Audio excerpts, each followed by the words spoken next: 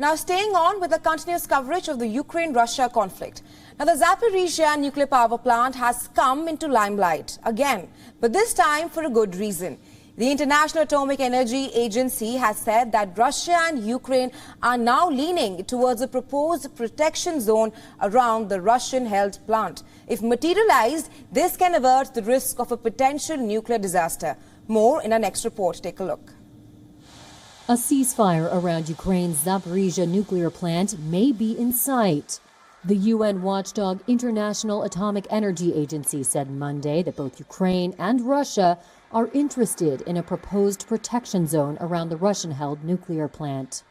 Speaking in Vienna, IAEA Chief Rafael Grossi said both sides were engaging with the agency as it races to protect the plant and avert potential disaster. This situation is untenable. We are playing with fire. We cannot continue in a situation when we are one step away from a nuclear accident. The safety of the Zaporizhzhia nuclear power plant is hanging by a thread.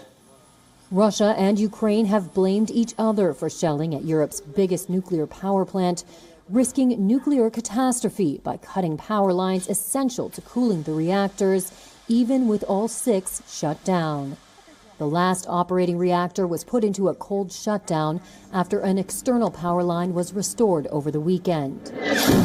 Russian forces have occupied Zaporizhzhia since March, while Ukrainian staff operate the plant under stressful conditions that the IAEA has repeatedly warned are unsafe.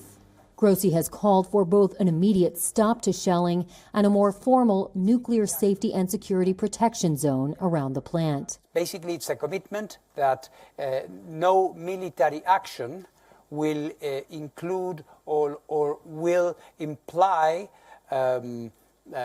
aiming, of course, at the plant or a radius that could be affecting its normal operation. This is what we expect.